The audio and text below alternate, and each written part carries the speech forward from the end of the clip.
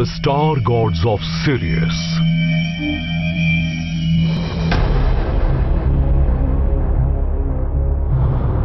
माली, Africa, 1931। French anthropologist Marcel Griaule बेहद खतरनाक रेगिस्तान में रहस्यमय डोगोन कबीले की तलाश में पढ़े जा रहे थे, और जब वो उन्हें मिले तो वो उनकी संस्कृति और परंपराओं को देख उनके दीवाने हो गए। ग्रियोल ने डोगोन मिथकों को जमा करना शुरू कर दिया और ये देखकर हैरान रह गए कि वो भी दुनिया भर में सुनाई जाने वाली प्राचीन कहानियों जैसे ही हैं। पानी और जमीन पर रहने वाले देवताओं की कहानियां। इनके देवता का नाम था नोमो, जो आसमान से आए थे, समंदर में रहते थे और इंसानों की मदद करते थे। उन्होंने बताया कि वो नोमोज काफी हद तक मर्मेड या मर्मेन जैसे लगते थे, मगर उस प्राचीन नस्ल के पास एस्ट्रोनॉमी, मैथ और साइंस की कमाल की जानकारी थी। डोगोन कहते थे कि नोमो दूसरी दुनिया से आए देवता थे, लेकिन उन्हें रहने के लिए पानी चाहिए था। वो जमीन पर भी आ सकते थे। ग्रियोल को पता लगा कि उन देवताओं के आने के दिन को डे ऑफ द फिश कहते हैं। डोगोन लोगों ने कहा था ये वही देवता हैं जिन्होंने उनकी रचना की है, और नामो एक बहुत ही जबरदस्त तूफान में बिजली, धुएं और आंधी के बीच पृथ्वी पर उतरे थे। लेकिन जिस बात ने ग्रियोल और पूरी दुनिया को सबसे ज्यादा चौंकाया था, वो डोगोन मिथक नहीं थे, बल्कि वो जगह थी जहां से उनके वो पानी में और जमीन में रहने वाले देवता आए थे। एक ऐसे तारे से जिसके बारे में पृथ्वी पर कोई नहीं जानता था, और उसका पता लगा डोगोन के उसकी मौजूदगी के दावे के काफी समय बाद 1862 में। 1930 में जब फ्रेंच एंथ्रोपोलॉजिस्ट्स ने पहली बार डोगोन पुजारियों से नोमोस के बारे में बात की थी, डोगोन पुजारियों ने बताया कि नोमो आसमान से के यूफ्रेटीज में उस जमाने के लोग अपने गांव को भी वैसा ही बनाते थे जैसा कि वो तारामंडल था जिसमें सीरियस मौजूद है। सीरियस पृथ्वी के सबसे करीबी तारों में से एक है। वो सिर्फ 8.6 लाइट ईयर्स दूर है। सूरज का रंग तो गोल्डन है, लेकिन सीरियस का रंग ब्लूइश व्हाइट है, जो इस बात का सबूत है कि उसकी सतह सूरज की सतह से ज्यादा गर्म है। जाहिर है वो सूरज से ज्यादा बड़ा है और वो ज्यादा तेज जल भी रहा है, मगर उसकी उम्र कम होगी। सवाल ये है कि पास सीरियस बी पर रहने वाले परग्रही जीव आए थे। अगर सचमुच सिरियस स्टार सिस्टम से जीव आए थे तो वो कुछ ही समय के लिए आए होंगे। उन्हें शायद मेटल्स की तलाश थी। वो शायद यहां से हमारा जेनेटिक मटेरियल लेने आए थे और लेकर चले गए। लेकिन क्या इस बात के पुख्ता सबूत हैं? कुछ लोग मानते हैं कि एक 17,000 साल पुरानी मूर्ति के अंदर क्रोमियम के गोले की मौजूदगी और ऐसी प्राचीन मूर्तियां जिनमें वो अनोखे जीव स्पेस सूट्स पहने नजर आ रहे हैं, वो खुद ही बहुत बड़ा सबूत हैं। लेकिन क्या हमें दूसरी दुनिया की कुछ असली कलाकृतियां भी मिलेंगी? सिएरा लियोन के स्थानीय मिथकों में कहा गया है कि जब उनके नोमोली देवता आसमान से नीचे आए थे, तब आसमान का एक हिस्सा पत्थर का बन गया और वो भी उनके साथ नीचे गिर गया। इन अनोखे नीले पत्थरों को स्काई स्टोन्स कहते हैं, और ये उन मूर्तियों के साथ मिले थे। पहले तो आर्कियोलॉजिस्ट्स को लगा कि ये आम नीले पत्थर हैं, मगर जब उन्होंने उनका विश्लेषण किया तो उनकी भी समझ में नहीं आया कि वो पत्थर कैसे बने हैं। हालांकि सिएरा लियोनी के लोग मानते हैं कि वो असल में नीले आसमान का वो टुकड़ा है जो नॉर्मली देवता के साथ पृथ्वी पर गिरे थे। अगर ये रहस्यमय नीले पत्थर सचमुच उस मिथक से जुड़े हैं कि आसमान पत्थर बन गया था और उसके टुकड़े नोमोली देवताओं के साथ जमीन पर गिरे थे, तो वो आखिर क्या हैं? क्या वो किसी अंतरिक्ष यान का एक तरह का सुरक्षा कवच थे? शायद एक हीट शील्ड के टुकड़े जिन्होंने टाइल्स की तरह उस अंतरिक्ष यान के निचले हिस्से को ढक रखा था? और अगर ऐसा था तो क्या उनका और ज्यादा वैज्ञानिक विश्लेषण करने पर यह पता लग सकता है कि नोमोली वाकई दूसरे ग्रह से आए जीव थे, शायद सीरियस स्टार सिस्टम से? सिएटल, वॉशिंगटन, 6 मार्च 2019। नोमोली की मूर्तियां शायद मूल रूप से किसी और ग्रह की हैं। इसका पता लगाने के लिए एंशिएंट एस्ट्रोनॉट थ्योरिस्ट डेविड चिल्ड्रेस मिले स्काई स्टोन कलेक्टर और रिसर्चर जैरेड कॉलिंस से। क्या बात है, वाह! जैरेड के पास इस तरह के कई रहस्यमय नीले पत्थर हैं जो उन मूर्तियों के पास मिले थे। जैरेड ने 2013 में पहली बार उन स्काई स्टोन्स के बारे में सुना था और वो तभी से उन्हें जमा कर रहे हैं। उन्हें उन पत्थरों का स्वरूप बहुत पसंद आया क्योंकि वो न तो कोई जाने पहचाने खनिज थे, न ही इंसान के बनाए थे। सवाल ये है कि ये पत्थर आखिर आज के दौर में कैसे मिले? इन पत्थरों की खोज 1991 में जिस शख्स ने की थी उनका नाम था डेविड लेडबेटर। वो सिएरा लियोन की एक खदान में थे और वहां सोना और हीरा ढूंढ रहे थे। जब उन्होंने अपने क्रू से वहां खुदाई करने को कहा तो उन्हें जगह जगह पर ये पत्थर मिलने लगे। दिलचस्प बात यह है कि डेविड गांव के मुखिया के पास गए और उनसे पूछा कि क्या उन्होंने पहले कभी उन पत्थरों को देखा है। मुखिया ने कहा जहां भी ये पत्थर मिलते हैं वहां से बाद में काफी मात्रा में सोना और हीरे मिलते हैं।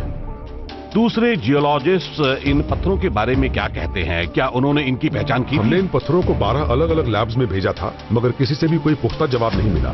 सबकी बिल्कुल अलग राय थी। हम आज भी नहीं जानते हैं कि ये कुदरती हैं या इंसान के बनाए हुए। तो क्या ये दूसरे ग्रह के हो सकते हैं? मुझे नहीं पता, काश मुझे पता होता। और मैं आज भी चाहता हूँ कि इन्हें कोई ऐसा शख्स देखे जो कुछ पुख्ता बता सके। मेरे कुछ दोस्त वॉशिंगटन यूनिवर्सिटी में हैं और मैं कोशिश करता हूं कि वो एक बार इन्हें टेस्ट करके देखें और कुछ बताएं। ये तो बहुत अच्छा रहेगा। मैं भी चाहता हूं कि कम से कम कहीं तो सहमति बने कि ये आखिर है क्या। नोमोली की मूर्तियों के साथ मिले उन पत्थरों के अभी तक किए गए टेस्ट से कोई ठोस नतीजा नहीं मिला है और कई बार तो बड़े उलझाने वाले नतीजे भी मिले हैं। इसलिए डेविड अब खुद ही इनकी जांच करवाना चाहते हैं। वॉशिंगटन यूनिवर्सिटी में डेविड और जैरेड मिले मशहूर जियोलॉजिस्ट प्रोफेसर पीटर वॉर्ड से। हाय, मैं डेविड चिल्ड्रेस। मैंने ही आपसे बात की थी। आपसे मिलकर खुशी हुई। ये है जैरेड कॉलिंस। हमें मिलने का समय देने के लिए शुक्रिया। जैरेड, आप दोनों का वॉशिंगटन यूनिवर्सिटी के आइसो लैब में स्वागत है। तो आप इस खूबसूरत बॉक्स में क्या लाए हैं? इनके बारे में तो आप ही हमें बता सकते हैं। वाह वाह वाह, आखिर ये है क्या? हमने इनके कई टेस्ट्स करवाए हैं मगर आज तक कोई इनकी सही पहचान नहीं कर पाया है। कोई ये नहीं बता पाया कि ये कुदरती हैं या आर्टिफिशियल। इन्हें नीला रंग कैसे मिला और ये प्राचीन है या आधुनिक। मेरे ख्याल से इनके अंदर अभी तक सिर्फ आम ब्लू मिनरल्स की जांच की गई हम है। एक बात तो दावे से कह सकते हैं कि ये टर्कोइस नहीं है, ये लैपिस भी नहीं है, ना ही एरिनाइट है। सच कहें तो ये बहुत ही हल्के हैं, जिससे एक बात तो पक्की है, इनमें एक ऑर्गेनिक कंपोनेंट तो है।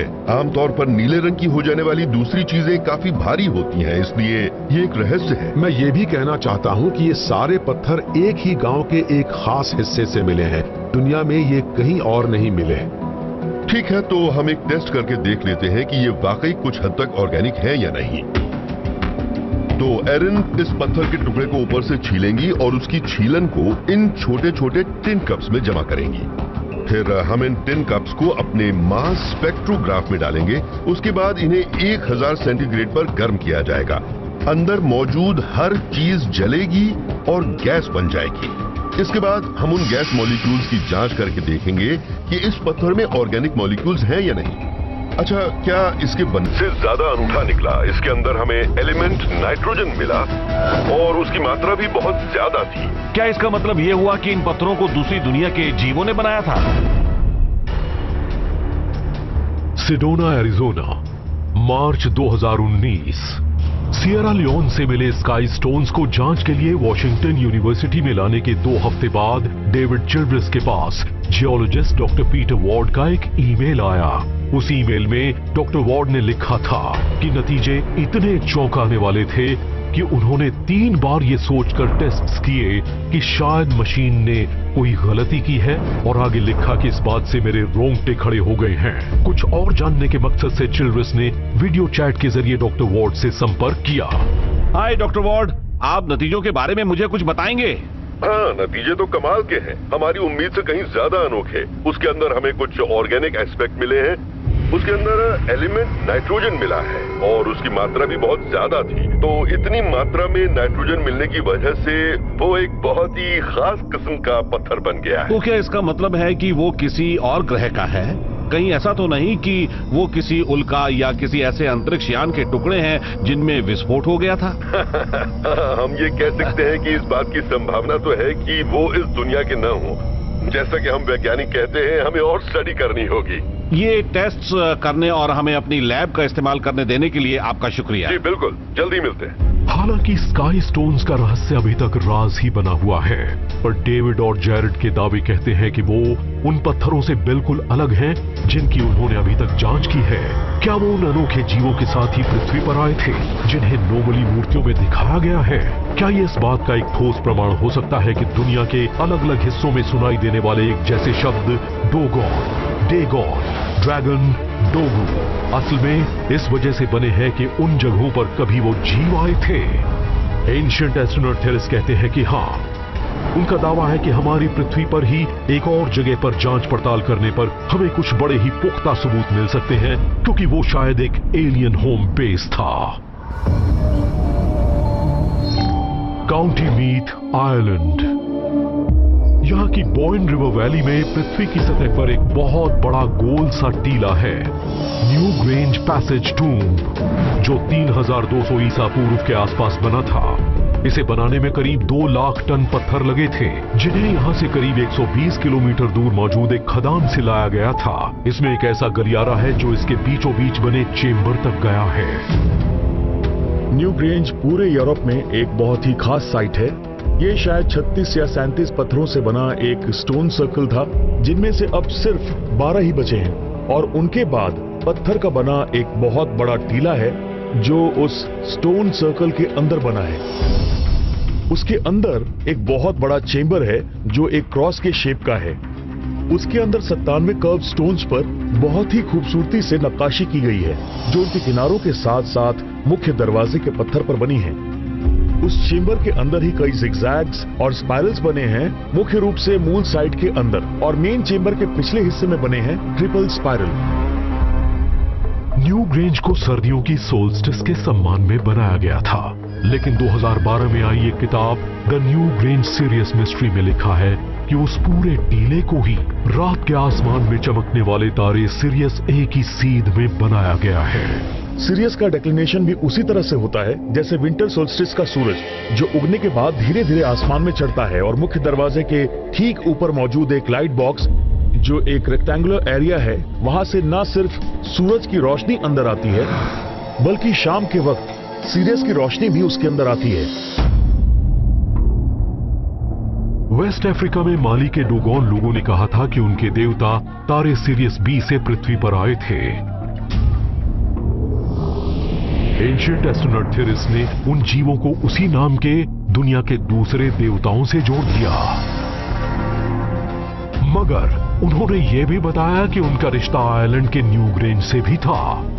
वो न सिर्फ तारे सिरियस की सीध में है, बल्कि मिथक कहते हैं कि पत्थर का ये विशाल टीला एक केल्टिक देवता ने बनाया था, और उनका नाम भी काफी जाना पहचाना सा लगता है। वो देवता थे डैगडा। न्यू ग्रेंज से जुड़े मुख्य देवता का नाम था डागडा। यहां भी एक बार फिर से वही नाम उभरता है जो सीरियस से आए दूसरे देवताओं के नाम से मिलता जुलता है।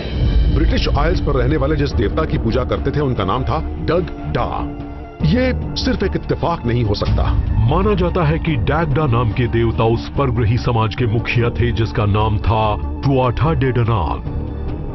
ट्वाटा डे डनान परियों और फरिश्तों की वो नस्ल थी जो हजारों साल पहले आयरलैंड में आई थी। ट्वाटा डे डनान समाज के मुख्य देवता थे डैगडा, डैगडा मूल। वो एक बड़े मशहूर देवता थे। कहते हैं कि उन्होंने ही न्यू ग्रेंज बनाया था और उसके अंदर रहते भी थे। उनके पास बड़े उन्नत किस्म के हथियार थे और कई ऐसी चीजें भी थीं जो मशीन्स जैसी लगती थीं, मगर उन्होंने पृथ्वी पर रहने वालों को सभ्यता की कला सिखाई, और माना जाता है कि वो बिब्लिकल ट्रेडिशन के बड़े ही चमकते जीव थे। अगर आप इन प्राचीन आयरिश मिथकों को देखें तो वो किसी साइंस फिक्शन मूवी जैसे लगते हैं। क्या न्यू ग्रेंज पर कभी पृथ्वी पर दूसरी दुनिया के जीवों का एक आउटपोस्ट था? क्या डैगडा बड़े ही उन्नत परग्रही जीवों की एक नस्ल के मुखिया थे, और उस नस्ल ने पृथ्वी पर आकर हमारे पूर्वजों पर काफी गहरा असर छोड़ा था? शायद इसका जवाब हमें डॉग स्टार का विश्लेषण करने पर मिल जाए। पूरी दुनिया के प्राचीन लोगों ने कहा था कि एक जमाने में तारे सिरियस से पृथ्वी पर कुछ ऐसे जीव आए थे जो पानी और जमीन पर रह सकते थे, जिन्होंने हमें ज्ञान और टेक्नोलॉजी दी। माली के डोगोन, बेबीलोन वालों के डेगोन, जापान के डोगू और आयरलैंड के डैगडा, और ड्रैगन जिसका नाम दुनिया की करीब करीब हर भाषा में मिलता है। ऐसे में मन में सवाल ये उठता है कि कहीं ये सारे नाम एक ही खास किस्म के जीव के तो नहीं थे। इस मामले में मैं तो कहूंगा कि हाँ, वो एक ही जीव थे। लेकिन इंग्लिश भाषा के बारे में क्या कहेंगे? क्या इंग्लिश में प्राचीन शब्द डॉग या डैग और तारे सीरियस का कोई संबंध है? एक्सपर्ट्स मानते हैं कि इसका जवाब हमारी नजरों के सामने है। सीरियस ही डॉग स्टार है। अगर आप आज की रात बाहर निकले तो उन 3 तारों को देखिएगा जिनसे ओराइन बना है, और ओराइन्स बेल्ट में एक तीर है जो सीरियस की तरफ है। इस तरह से आप सीरियस यानी डॉग स्टार को भी देख लेंगे। अगर सच कहें तो आज हम गर्मियों में जिन डॉग डेज की बात करते हैं वो असल में वही दिन होते हैं जब सीरियस हमारे सिर के ठीक ऊपर होता है। ये बड़ी दिलचस्प बात है कि उन जीवों के बारे में कहा जाता है कि वो सीरियस से आए थे, जिसे हम डॉग स्टार कहते हैं, क्योंकि जब एटिमोलॉजिस्ट्स ने इंग्लिश के शब्द डॉग की ओरिजिन की तलाश की तो कुछ पता नहीं लगा। उन्हें उस शब्द के ओरिजिन का पता नहीं लगा। इंग्लिश भाषा का शब्द डॉग अपने आप में बड़ा ही अनूठा है, क्योंकि कोई नहीं जानता कि ये शब्द कहां से आया है। इंग्लिश के ज्यादातर शब्द जर्मन, लैटिन और फ्रेंच के हैं, मगर डॉग के लिए जर्मन शब्द है हुंड, लैटिन है कैनिस और फ्रेंच शब्द है शियान। तो फिर डॉग कहां से आया? क्या ऐसा हो सकता है कि कोई जीव डॉग स्टार से या उस सिस्टम से यहाँ आया हो और उन्होंने ही डेगॉन, डोगॉन और डाकू जैसे शब्द दिए हों? और क्या ये सारी समानताएं एक नस्ल की तरफ इशारा करती हैं जो हमारे पूर्वजों से मिलने आई थी? मुझे लग रहा है कि इस मामले में उस वक्त जो कुछ भी पृथ्वी पर आया था या दूसरी दुनिया के जीवों का जो भी ग्रुप पृथ्वी पर आया था उसे यहाँ रहने वालों ने यही नाम दिया, और फिर दूसरी सभ्यताओं ने भी उन जीवों को वही नाम दिया। ऐसे में एक सवाल उठता है कि क्या ये नाम वाकई उन देवता जैसे जीवों का था? मैं तो कहूंगा हाँ। क्या ऐसा हो सकता है कि वेस्ट अफ्रीका से मिली वो प्राचीन मूर्तियां असल में मानव सभ्यता के इतिहास का पहला अध्याय है? क्या वो इस बात का सबूत है कि सीरियस स्टार सिस्टम से वो उन्नत नस्ल के जीव हमारी पृथ्वी पर आए थे और यहाँ उन्होंने पहले इंसान की रचना की और फिर पहली सभ्यता की शुरुआत की? क्या उन जीवों ने यहाँ आने के सबूत भी छोड़े थे ताकि आने वाली पीढ़ियां उन्हें देख सके? शायद इन सुरागों से न सिर्फ उनके मूल ग्रह का पता लगता है, बल्कि ये भी पता लगता है कि अपने परग्रही पूर्वजों से मिलने के लिए हमें कहां जाना होगा।